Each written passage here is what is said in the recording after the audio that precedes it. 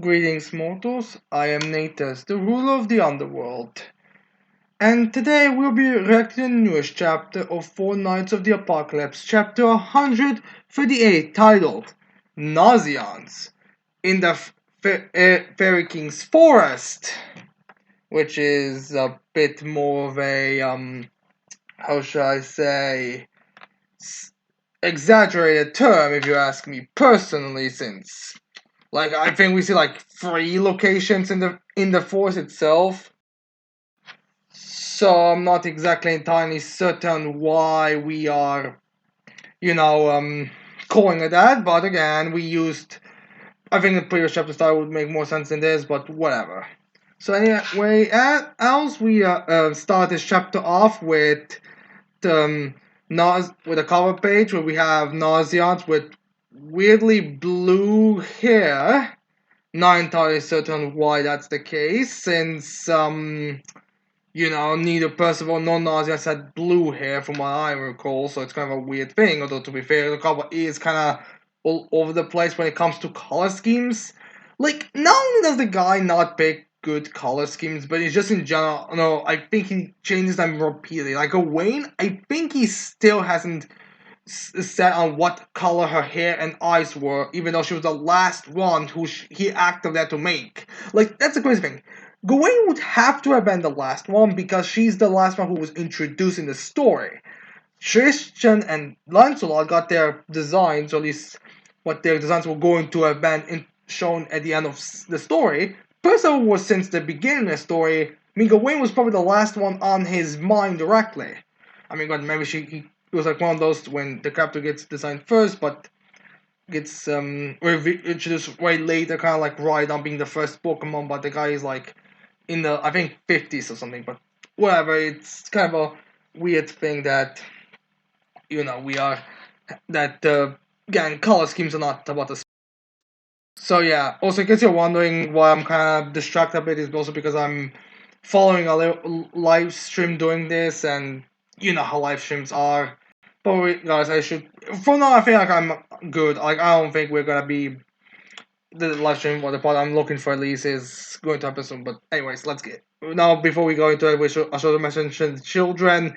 We see all of them in this chapter, and we hit like a bit of their color schemes, which I'll comment them individually. But the color schemes are generally kind of standard. Like, there's certain like familiar. You can kind of tell they're supposed to be family. Like, they don't have individual difference, but they do have a bit of difference between them. So yeah. Anyways, we start this chapter off with uh, Nasiens and the daughter, the End's daughter, walking around. Makes me kind of wonder who was she referring. The End was referring in the Four Nights, um, in that God of Weirberg movie when she says they have if they saw her kids anywhere. Like, was it these two, or was it one of those, or was it the one of the other two that we see? So, but yeah. Anyways, we have this one saying, "Hey, Nasi, do you know why they call this tunnel no of whispers?" As we see, like this tunnel that's like completely covered with trees and all that. As Nasian tells her, "No, because the rustling wind through the branches sounds like whispering, maybe." I wonder if this is like supposed to be a reference to the sins, to a Saturday Sins, since I believe they were mentioned, but again, it's kind of difficult to say. I don't make. I don't know. They might have been in this or wandered through this tunnel, but I'm not entirely certain if this was ever mentioned. And then we have her saying, "Well," as if she's like, "Well, my dad told me a long time ago, but I forgot." And she's being all bubbling. She's kind of like the Gilly Gilly type character, as Nausea just falls face for being flopped because of either he tripped on one of these branches, because that seems like very easy you could do here, or he's just because of the fact that she was trying to be all mysterious and mystical, but ended up just being a joke about how she forgot what the reason was. But yeah, again, I'm kind of feeling like this is a reference to some of these sins. Like, when something happened, the some of these sins being mentioned. As then we have herself saying, "Gee, I wonder what it was." Like I said, this was a reference to some of the sins. As they have her laughing, "Wahaha," as Nan like picks himself back up and continues walking until he gets to the coffin. Oh, and now that I'm looking at this place, it's actually does. No, I remember this was where Elaine was body was kept until she was revived by Bond. Until she was Maleska revived her, but then Bond purely revived her. So this is where I think the Elaine was. So yeah, because this place kind of like the sacred place. Maybe there was something mentioning about the spirits or something like this. Is like where if there was any place for Percival to return to his body, this would be I guess the place. As we have Nasiens approaching it, as then Nasiens has like that kind of grieving conversation. When when the person's not likely to wake up, but you try to down the day and try to hopefully they'll be woken up by this story. I think it's a pretty common trope in anime when something like this happens when someone's unconscious. So yeah. Anyways, we have Nasiens telling Percival, "Well, I'm back. I hope that you're feeling well." In their Percival, as we just see Percival lying there, he doesn't seem to have changed much around his body itself, but he does have a lot longer hair and a lot going all over the place. Miss Malone, they also changed. Maybe he's not taller, but I can't really tell. I could be fair, Nonsense also hasn't really grown taller as well, but it's kind of weird. As then we have the girl, Diane's daughter, saying, I mean, she's king in the Diane's daughter as well, but I just refer her to Diane's daughter since I think, you don't know who I'm talking about. And she tells him, all the times you talk to him and no sign of him talking back. But that hair of his keeps on growing. How about we cut it? Come on, Nasiens, let's go play somewhere else. So I guess not, this girl was like the one that was playing with him the most. And she's also referring about how weird the hair is. So again, I wonder what's up with that, since hair does grow a lot. I wonder if this is gonna be revealed to be just a side effect of the potion that Nasiens took or something. Well, Percival took it to be when him first met Nasiens or something like that. And I guess she also visited him multiple times alongside that. Which we kind of wonder if there's gonna be like a deeper moment. As then we have her saying, "Oh, like on Mushroom Mountain." As then Nazian says he has like I don't know why, but Nazian has like this weird expression here, like I don't know, it's also somber or something. I don't know, just the face looks weird. But then immediately we get like to a chibi forms as we have Nazian's back. Wait, why did you point out Mushroom Mountain? As I think we're gonna see it later in the chapter. Like yeah, I think it's later in the chapter we're gonna see why Nazian's reacting this weirdly. Why did you mention that? As this daughter is just trying to chirp to herself. As we have Nazian trying to go into his bag getting some stuff. It's like if you're bored, you're free to go somewhere where by yourself. As they have her saying, bored me? Oh, never. Yeah, she's kind of a tease, that type of character. As Nazian's then like, I made another new medicine. Oh, I'll test it first, alright? As he pops out the potion and then he ingests a bit.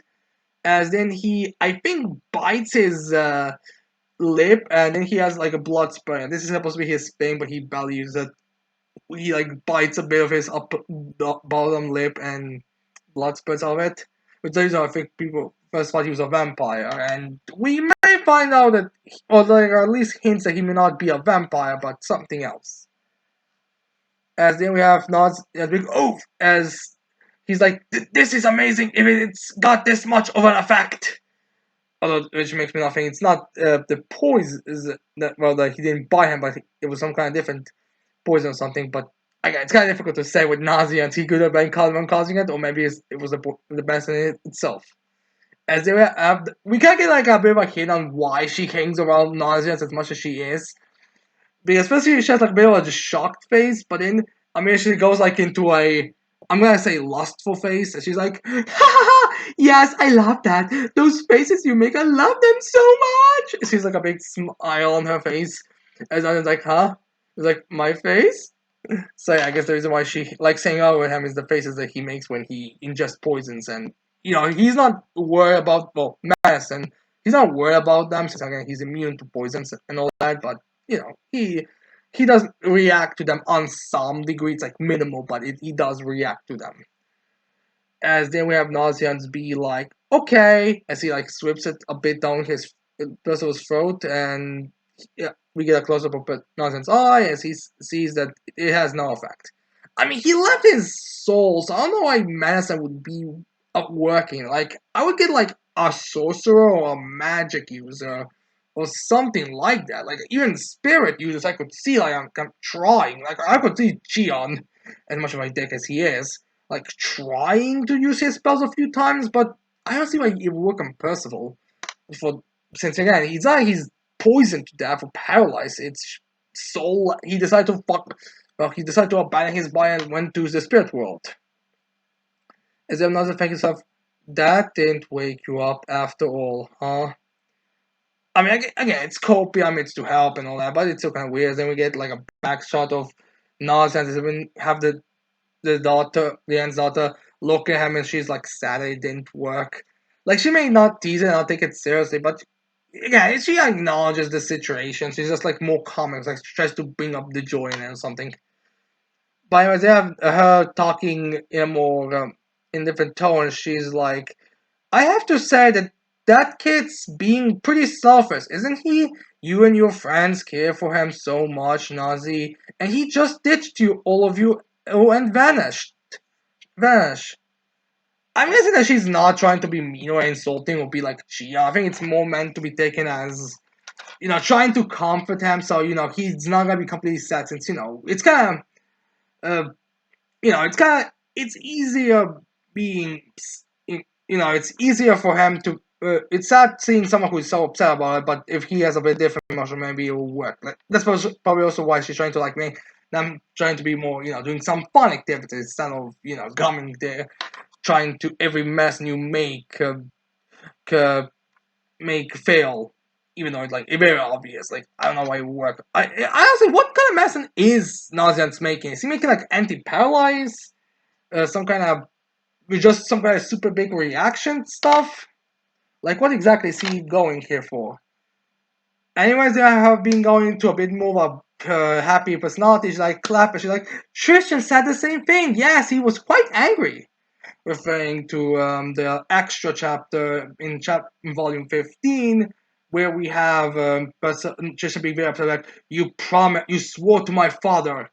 And yeah, we get this kind of thing as we get like a bit of chibi pre-time skip design for Tristan, as she says, "Wow, Tree was wow."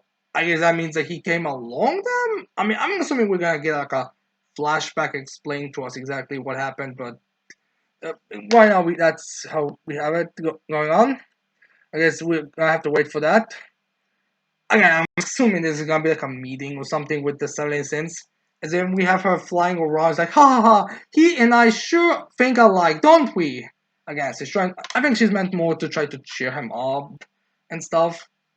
But anyways, Nasiens then says, but I don't think so. It's our fault for being so powerless. He was afraid that his presence would drag all his friends into this, and this was the choice he made. The way how Nasians rationalize it. Because again, like, some people may say Percy was an idiot and probably dislike his character because, what was actually happening in the whole situation, but this is the intended by the author. I feel like this is like one of those times where an author has to say it in the series so for people to understand because, you can interpret it differently. Because again, like, sometimes authors are, one of the problems when it comes to like us not being the authors of the story and writing it is the fact that we don't understand what the mindset of the author was, and sometimes you have to convey it, and that's what is going on here. And then plus Nonsense tells the doctor that Percival has the ability to sense other people's pain and it feel like it belongs to him. Wait, that was a thing he had. I mean, I'm not surprised that he had it, but I don't believe I remember seeing it. I mean, I don't think he ever reacted to like Gion's pain when he ripped the soul off his hand or whatever that thing happened. And then Nazo says he really is such a kind-hearted boy. I don't know. I wonder how long that will be true because I believe the couple hinted at him not being that kind-hearted when in the future. So we'll wait and see on that front. Then we see her going. We get a face of it's her with a daughter, and she's smiling. Like again, like I said, she wasn't mean to be, mean or anything. She just tries to cheer him up. And then she puts her hands on Nazen's shoulder and says hee hee, as Nazen tells us. Does Tiore says Tiore, that's her name. There's Flabot, as Tiore tells something. Boy, Nazi, you must really love Percival. The kind of like little ship they have with them, so we have to sail on that front. This is gonna go as Nazi's like, it's like, yeah, as then Theora slaps him in his hat, as Theore's like, that's so cute. Why are you acting so embarrassed? As Nazi's like, I don't know what you to tell you, since he probably like, I'm not sure. Is not so if his feelings or not, because when he because his kind of was implying in the previous arc that he did know it, but here it seems to be implied that he doesn't. So yeah. Anyways, then we see some weird looking fairies that kind of look like okay, they look fairy like, but they also look kind of like a fusion of demons and fairies. Maybe it's because the characters in the demon world kind of looked like there were some members of the demon clan that kind of looked fairy-esque but demonic. Maybe that's the reason why I'm thinking, but I don't know. There's some creatures that look very demonic here.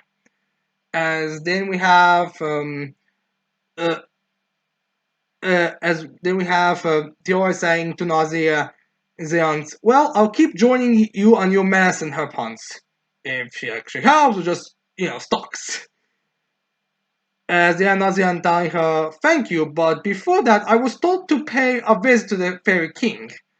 As going based on that, I kind of feel like that. Like, I don't know if that is really intended to be. I don't know. I'm not. Is this supposed to mean that he assumed that's what Dwayne wanted him to go, or this is just something that he was told beforehand? Because Jordan interacts with, "What do you mean that?" As Nazian says yes, which implies the king told him or sent someone to tell him to come to the place, and looking at the place they are staying at, or where their castle is, I guess, kind of looks like Mushroom Mountain to me, at least. So yeah, I kind of question on what's going on that side of things. So yeah, we get a bit of a shot of that, and then we get another big page. Then we get another shot of like the on top to bottom shot of the Mushroom Mountain, as we see all the Diane King and all the children there. Funny enough, only the Diane King have mushroom seats, yet the children just have to stand around, which, I mean, I get it, they're not their king and queen, but you guys would think like they would have some seats ready for them at least, like maybe like at least some carry-on stumps or something. I mean, it just looks weird. I mean, to me, this is just raise a question on exactly how do these seats for children and work in royals, because like, alright, so you have, like, let's say three. Usually there's like three children. Alright, so you have three children. That's why you have three uh, seats for on the throne room. Alright, what if you have four children? What if you have five children? What if you just have one child? Do you like remove those chairs, or do you keep them with you, or is that like a constant thing? Do you just add them? Like, I don't know. It's just kind of a. I mean, it's nothing, but it's just kind of funny to imagine. Then we have Nasians bowing, being respectful because these are the king and queen of the fairies and giants. As Nan's like, I have arrived, my lord. May I off may I offer my assistance in some way? So yeah, as he's saying it, and then we get a full page spread of the entire family, as Nasians is like fairy king and giant queen as well. Well, another fairy king is literally named King. As then we see everyone there, and we see Diane kind of wears like I want to say a combination of a royal dress and her outfit that she wore in the 70s cents. Not the same outfit, but like not saying it's combined, but there's kind of like a resemblance to her previous outfit. And then King just has like more butler kind of outfit, honestly. As we see some of the children, we see two. Alright, so we see two giant daughters who I feel like might be the oldest, and the two who will probably reference in the Grudge of Edinburgh, who look really old. Like, I mean, I don't want to be mean and all, but they still look like they are as old as Deanne, especially the one that, like, maybe because one really looks similar to Deanne. Like she has like a similar, very similar outfit that Diane wore at the start of the series. The one piece swimsuit with her even having long sleeves and the same type of twin tails. Then we have another one that honestly looks like the oldest and the most like mature, like the most. I guess you can say she's a giant, but is very clearly raised by a fairy kind of deal. Then we see another one who looks like to be either the youngest or the second youngest, the one who has like kind of sharp teeth as we've seen in the cover page. And she has like also like smaller pigtails, and again, these pretty big, clearly took after their mother, which makes it having the kind of which aside from Theoria, it looks like they were split. Females became giants, and the males became fairies, which is kind of fine. I guess Theoria is like more of an in betweenness. I guess this is the reason why she's the one we've been focusing and probably are gonna focus the most on. As then we see two fairy boys who I would say they look.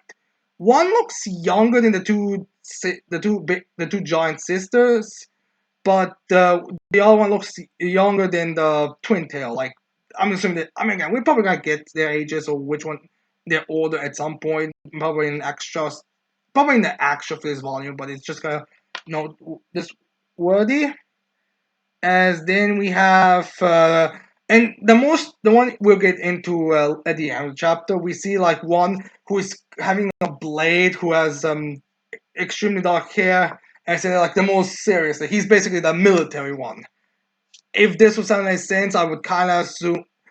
I'm kind of curious if we're gonna go the seven dwarfs or if we're going the Saturday Sense route with them, because again, like Teoa kind of gives me the idea that she might be the last, and the youngest giant looking girl looks kind of like she would be Glutton, so I'm kind of getting this guy would be the Wrath or the Pride. But we'll see if we are inspired by Sins or by the dwarfs from Snow White. As then we have King telling Nasiens, no need for such formality, Nasiens. I heard you've completed a new medicine. How have things gone? Not certain if he's asking if that medicine can be used for in general, or this is just referring to Meliodas, but regardless.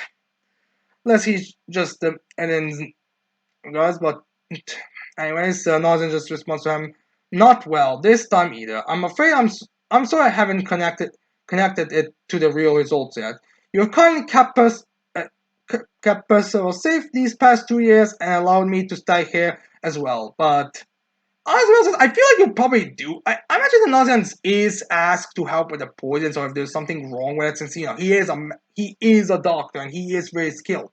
His magic is very useful for stuff. So I imagine that he is asked for errands and stuff like that, but probably not major. They probably do just keep him mostly do his own thing. As then Diane says, "Well, it's our captain himself asking. We'll help out any way we can." Plus, the prophecy kind of relies on you four, on those four, so we kind of need to keep them safe. And we are more likely to die than majority of you people, of humans. As India says, so don't worry about it, Nasians. Take all the time you need for your research, okay? That and your method will help society, so it's a lot of great stuff. As then we have saying, I'm greatly honored, your majesties. Saying that he doesn't need to be formal until he's even looking at him. They literally told him don't need to be formal, but there's a certain level of you are still royals. Like even if you say you can, chillax and you don't want to be insulting, like it doesn't matter how chill you are with people individually. It's like there's a certain level of you have to be polite. You have to be serious about it. So yeah, as we also have all three of them. We also have King and Diana also looking at. We just told you to be formal. As then we have Theon and Diana keep up that going, stop being so damn formal, so damn stuffy. As we have the other ones, except the one that was in the middle, all starting to laugh. Like we have this giant sisters laughing as the one who's more angry being like, ho, ho, ho, ho. And everyone else kind of like, I mean, the boy, the middle looking boy is also laughing a bit, snickering more likely. But then the one that's like completely hooded, who seems to be like one, I'm assuming either the youngest or the second youngest, seems to be a bit more like just reserved. He doesn't really react. Like maybe he's like small, like like more of a chuckle. As then we have I'm trying not to be like he's trying again. You can't help much. As then we have Diane telling Nasiens, just call me Diane already, right, King?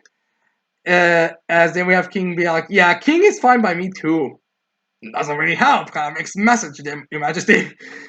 As then Nasiens be like, I really can't. As then Nasiens looks at them again as he knows that they're expressions, as he sees how sad they are. Like you, okay, Diane kind of looks weird not here, but they both look very sad about it. Like, what? Again, we'll get into this at the end of the chapter. As they have King saying, is something on my face? Not sure what. I'm not. Yeah, I'm pretty sure those don't look expressions of people who are worried about something being on your face. Just saying, it looks more like the face of two people who are like, like there's something else that's making them upset, but whatever. King doesn't want to address it. It's like, no, never mind. As we have King saying, but how are things looking health-wise? Yes, trying to kind of touch this. As the two older sisters are looking at them like, they don't seem to be on the aware side. Like, wait, why is he asking him about his health? As the youngest one's like kind of picking her nose. Again, we get into it. As then we have Nasiens telling him, well, with me, you mean good, I suppose. I've I've been able to sleep just fine since coming to the fair realm. I think the fresh air has been improving my health even. So yeah, there's a bit of a fact. As then we have the two brothers just kind of they look completely neutral. They're like, yeah, are we like I don't know, it's kinda difficult to say get those two opinions. Like we don't know these guys as much, so it's kinda difficult to say what their thoughts are when they, hear stuff like this. As we have Nasia's asking, why do you ask? As we have Nas back, well, or King saying, or the one of them saying, well, you are honored guest as well. Sure, again, yeah, we got that. As then we get the one in the middle finally speaking, and he says, "Father, mother, father, don't be that funny with him. Don't you think you're being a tad too unguarded with this human?" As he's all serious again, being the war. As then we have King saying, as he's angry, like Muttley. As the like, as he's all poofy cheek, is like, "Don't talk about him that way." You right. Which I don't know why, but this kind of reminds me of Fahari. Like Fahari from 100 Asian Girlfriends. Like whenever she's pissed off, she's like, how dare you?" Kind of like when she's pissed off, be like, be throw away your mother. I'm gonna show you that after this we're gonna have a lot of mommy and baby time. If you watch 100 Girlfriends, if you read 100 Girls, you're gonna know what I mean. But yeah, kind of getting that vibe. As you have the son be like, as he's looking at Nasiens. And then we get the Stanley Sims reference, or more direct reference, or at least 100% reference, as Murtlai says, "You must know how much strife the humans have put the giant fairy clans through by now. Both of you lost some of your best friends in the process, didn't you?" As we see Hellbrom and some fairies that around, as well as Deodra, the friend that helped Anne with the dancing. Well, to be fair, she's alive. She's probably living the force as we speak, so I don't know why she's there, but whatever. I mean, maybe you could say that. Like, I don't know, really. I think it's meant to be like everyone kind of lost it, but it's kind of like there's only really Hellbomb the only one that we know of, and some nameless fairies, so maybe the giants just kind of there. I mean, we're gonna see her soon, so I mean, maybe we're not going to see her in the series, but I'm pretty sure we're going to at some point. Anyways, then we have him also, Melchior also saying, I think it's far wiser to not be too involved with them, which is a reasonable story. Like, not every kid's gonna respond to these stories or their grand adventures in their life the same way, so it makes sense that the guy who's with a literal sword, the one who has a weapon on him, his person constantly, would be the one that was like, be more serious about stuff like that. Again, like, did these guys not try to do anything about the relations? Like, I get demons, but why not? But why such a big thing when it comes to, like, did the Anakin really not try anything? I mean, they always try, and he does have giants and fairies living there, so it's kind of weird how here's an issue. But anyways, we have Kingdom telling Matre, Yeah, we have that history between us, but Nasiens isn't like that. Again, I'm pretty sure that he helps with medicine and stuff like that. As then we have some fairies, I'm guessing some reporters saying, "Fairy King, I bring urgent news!" As the girl that we've seen in the Grudge of Edinburgh movie showing up, as well as a few other fairies, as she screams, "We found a changeling, my lord, a changeling!" It's now like, "Changeling was lying just outside our borders, sir." As they're all panicky, as then we have King at the end. Well, King's like, "Oh no." As Diana's like, "King!" As there are crisis, and then we have all of the we have also the children who previously were kind of like they were reacting, but some didn't really move much. As they're all now starting to like murmur, kind of like their council, something like the king and the Yang have their children, like even the youngest, uh, support decide their decision something. It's like a just kind of comical reaction as they're all kind of panic and angry. As we might get an explanation later. I'm not angry, but they are all kind of panicking, like, "Oh no, no, no!" As they have Teola being like, "This hasn't happened in ages." I'm as ages again. Giant and fairy times are kind of weird, so I don't know if ages is really accurate. As then we have Nas be like, "What's this all about?" As Nas is in dark as much as we are. He's a point of view captor in this instance. As then we have Murcha being like, "How dare they!" As we have Murcha like immediately running to where that is. Again, like I'm guessing he's like the most. I mean, I don't want to say he's the royal god, but I feel like if there was someone who would be the captain of the god or the holy knight or the head holy knight or whatever, he would be that one by the looks of this chapter. As then we have some, widespread shot. As then we have, I guess Theora explained to Nasians what's going on. It's like a changeling is a kind of substitute charge. You see, as Nasians is like, what, substitute? Yes, it's a when a fairy plays a trick and swaps a human baby out for a fairy one. Explain to us what. And this is interesting, like a human baby for a fairy one. So we'll see, and I'm guessing we're gonna get more of an explanation next chapter, but this is gonna be a connect to a fairy with Moltre and Chia. No, Meltre and Nasians, because we are Nasians arriving there, as we see, like, one of those pages that was clear that the writer didn't fully finish yet. As Nasians is approaching it like walking, then we see some of the changelings I believe that we saw in the beginning of the Seven and Sin story when Diane was first introduced, as we see him like standing there. I'm not sure if the problem is them being here because I feel like they would be allowed because the connection they have with Diane or something. But maybe it's more like they explain the situation or something as then we have Nasians approaching them. They're probably allowed to stay there, but they aren't really like doing allowed to do much, or at least not do this. Like they are not allowed to do this nonsense and changing the human with fairies. As the Nasians goes there, as he grabs the baby that was brought here, we have we see two children like as as no, we have the baby going blah blah. As the Nasians being the reasonable ones, like where was it brought where was it brought in from? We're wondering that, since it's more of a reasonable thing. As Jones like Nasians, as there are Nasians holding the baby, as he says, another very reason why this theory probably exists.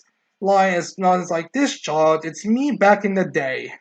In fact, how he was like just a baby found in the forest all alone or abandoned, just crying, and until his adopted father showed up and took him in and raised him.